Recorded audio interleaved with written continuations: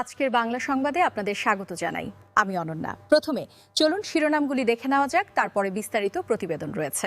খাম্বা তারেক ক্ষমতায় আসার সাথে সাথেই দেশের বিদ্যুৎ, হাওয়া, তেল গায়েব শুরু করেছেন ২০০১ থেকে ২০০৫ সালের রাজনীতি। যে কোনো সময়ের মধ্যেই ধসে যেতে পারে বিএনপি। অপরাধ জগতে নতুন আতঙ্ক। দেখতে সাধারণ কলম, আসলে ভয়ঙ্কর পিস্তল। পাকিস্তান থেকে জঙ্গিদের হাতে আসছে নতুন অস্ত্র। এতক্ষণ শুনছিলেন সংবাদ শিরোনাম, এখন থাকছে বিস্তারিত।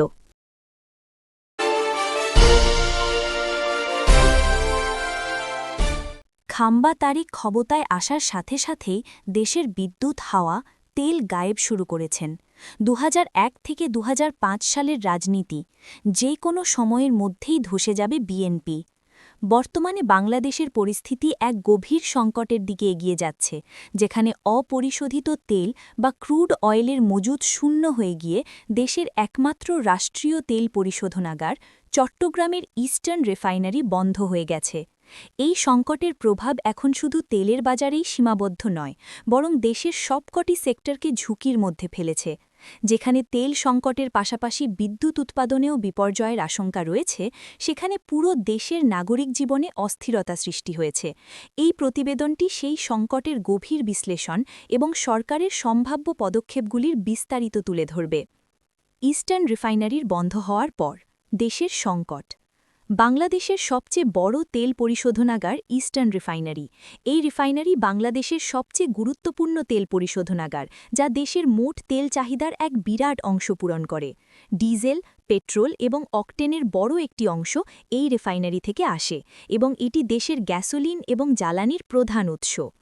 এখন যখন এই রিফাইনারি বন্ধ হয়ে গেছে এবং অপরিশোধিত তেলের মজুদ শূন্য হয়ে গেছে, তখন দেশের তেল সরবরাহ চেইন ব্যাহত হয়ে পড়েছে।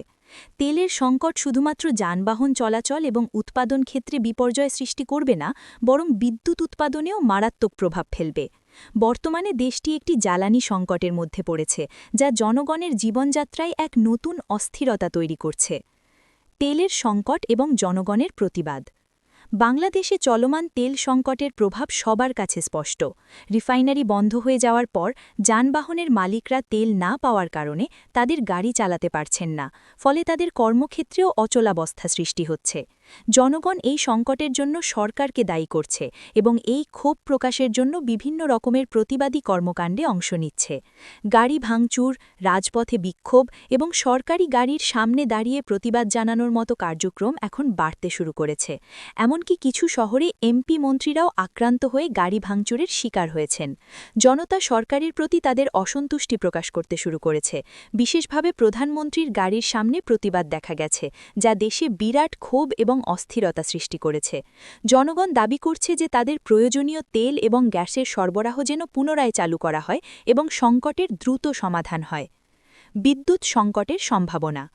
তেল সংকটের পাশাপাশি বিদ্যুৎ সংকটও বাংলাদেশের জন্য একটি বড় সমস্যা হয়ে দাঁড়িয়েছে। বিদ্যুৎ উৎপাদন তেলের উপর নির্ভরশীল এবং রিফাইনারি বন্ধ হওয়ার পর বিদ্যুৎ উৎপাদনেও সমস্যা দেখা দিতে পারে। জনগণের মধ্যে আশঙ্কা তৈরি হচ্ছে যে যদি তেল সংকট দীর্ঘস্থায়ী হয়, তাহলে বিদ্যুৎ সংকটও আরও মারাত্মক হতে পারে। বিশ্ববিদ্যালয়, হাসপাতাল, শিল্প কারখানা এবং সাধারণ মানুষের জীবনযাত্রা বিদ্যুৎ ছাড়া বিপর্যস্ত হয়ে পড়বে। খাম্বা তারিকের মতে, বিদ্যুৎ সরবরাহ একেবারেই বন্ধ হয়ে যাবে এবং এর প্রভাব বৃহৎ আকারে দেশের অর্থনীতি এবং সমাজে পড়বে। এটি শুধুমাত্র শহরাঞ্চলে সমস্যা হবে না, বরং গ্রামাঞ্চলেও ব্যাপক ক্ষতি হবে। সরকারি পদক্ষেপ এবং জনগণের প্রত্যাশা। সরকার অবশ্য এই সংকটের মোকাবিলায় কিছু পদক্ষেপ গ্রহণ করেছে। সরকারের পক্ষ থেকে জানানো হয়েছে যে আতঙ্কিত হওয়ার কোনো কারণ নেই। তারা জানিয়েছেন যে কিছু পরিশোধিত তেল ইতিমধ্যে দেশে পৌঁছেছে এবং কিছু বিকল্প পথের মাধ্যমে তেল সরবরাহের চেষ্টা চলছে। তবে জনগণের মধ্যে সরকারের এই বক্তব্যের ওপর বিশ্বাসের অভাব তৈরি হয়েছে। জনগণ মনে করছে যে সরকারের পদক্ষেপ দ্রুত এবং কার্যকর হওয়া উচিত, যাতে সংকট সমাধান করা যায়। সরকার সৌদি আরবের ইয়ানবু বন্দর ব্যবহার করার কথা ভাবছে, তবে সেখানে তেলের দাম বেড়ে যাবে এবং প্রতি ব্যারেলে $0.25 বাড়তি খরচ হবে। এ বাড়তি খরচের বোঝা শেষ পর্যন্ত জনগণের ওপর চাপবে।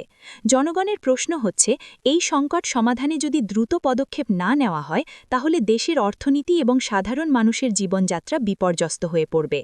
ইরান সৌদি আরবের সংকটের প্রভাব।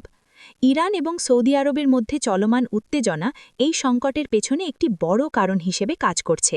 পারস্য উপসাগরে যে উত্তেজনা সৃষ্টি হয়েছে তার প্রভাব সরাসরি তেল সরবরাহ চেনে পড়ছে। বাংলাদেশের জন্য তেল নিয়ে আসা যে জাহাজগুলি সৌদি আরব থেকে আসে তা এখন সেখানে ফিরে যাচ্ছে এবং নিরাপত্তাহীনতার কারণে তেল সরবরাহের পথে বাধা সৃষ্টি হচ্ছে। এমনকি বিকল্প উপায়ে মালয়েশিয়া থেকে তেল আনার চেষ্টা করা হলেও আমলাতান্ত্রিক জটিলতার কারণে তা সফল হয়নি। এই সংকটের ফলে সরকারকে এখন তেল সরবরাহের নতুন পথ খুঁজতে হচ্ছে, কিন্তু এর জন্য আরও অনেক সময় এবং প্রচেষ্টা প্রয়োজন। সঠিক সমাধানের দিকে আমাদের পথ। দেশের তেল সংকট এবং বিদ্যুৎ বিপর্যয় সমাধানে সরকারকে দ্রুত কার্যকর পদক্ষেপ গ্রহণ করতে হবে। সবচেয়ে গুরুত্বপূর্ণ হল সরকারের পক্ষ থেকে জনগণের সঙ্গে সঠিক যোগাযোগ বজায় রাখা এবং সংকট সমাধানে দ্রুত পদক্ষেপ নেওয়া।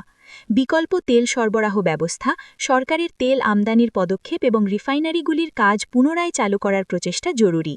পাশাপাশি জনগণের আস্থা ফিরিয়ে আনা এবং পরিস্থিতি সামলানোর জন্য দীর্ঘমেয়াদী পরিকল্পনা গ্রহণ করা প্রয়োজন। বাংলাদেশের জন্য বর্তমানে তেল সংকট এবং বিদ্যুৎ সমস্যা বড় ধরনের বিপদ হয়ে দাঁড়িয়েছে। এই সংকটের সমাধান না হলে দেশের অর্থনীতি আরও ধ্বংস হয়ে যেতে পারে এবং সাধারণ জনগণ আরও বেশি ক্ষতিগ্রস্ত হবে। এখন সরকারের জন্য সময় খুবই গুরুত্বপূর্ণ এবং সংকটের দ্রুত সমাধান না হলে পরিস্থিতি আরও খারাপ হতে পারে। আশা করা যায় যে সরকার এবং জনগণের সম্মিলিত প্রচেষ্টায় এই সংকটের দ্রুত সমাধান হবে, তবে তা অবশ্যই সময় মতো হতে হবে। দেখতে অবিকল সাধারণ স্টিলের কলমের মতো।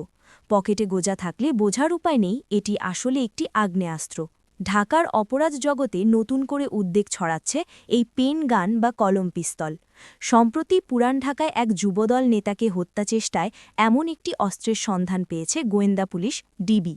গোয়েন্দা সূত্রগুলো বলছে সহজে বহনযোগ্য এই অস্ত্র পাকিস্তান থেকে চোরাচালানের মাধ্যমে দেশে ঢুকছে এবং তা উগ্রবাদী ও জঙ্গি গোষ্ঠীগুলোর হাতে পৌঁছচ্ছে।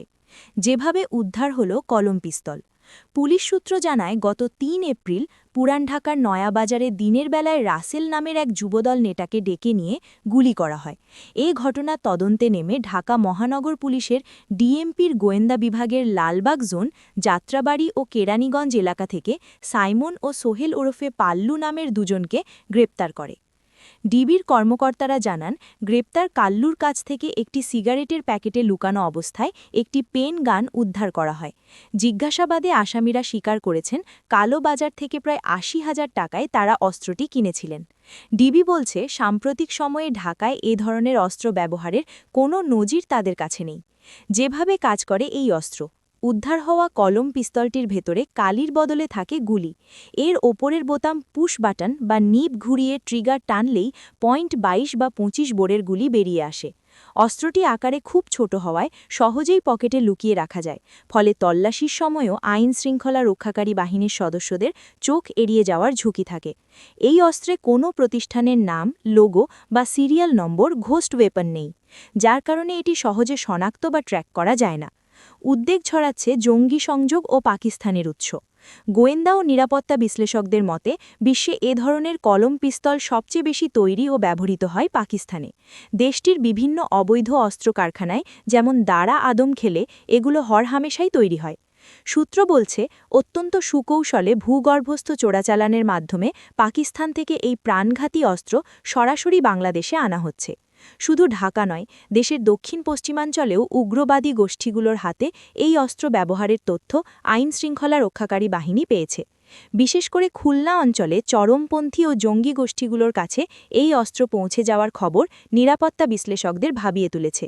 গত বছর খুলনায় এক ব্যবসায়ীকে হত্যায় ঠিক এমন একটি কলম পিস্তল ব্যবহার করা হয়েছিল বলে গণমাধ্যমের খবরে উঠে আসে। দেশে অস্থিতিশীল পরিস্থিতি সৃষ্টি ও গুপ্ত হত্যার বা টার্গেট কিলিংয়ের উদ্দেশ্যে জঙ্গি গোষ্ঠীগুলোর হাতে এই অস্ত্র তুলে দেওয়া হচ্ছে বলে গুরুতর অভিযোগ উঠেছে। বিষয়টি দেশের সার্বিক আইন শৃঙ্খলা ও জাতীয় নিরাপত্তার জন্য বড় হুমকি হিসাবে দেখা হচ্ছে। বিশ্লেষকরা বলছেন এই অস্ত্রের মূল সরবরাহকারী ও চোরাচালানের পথ শনাক্ত করতে ডিবির একাধিক দল এখন ব্যাপকভাবে কাজ করছে।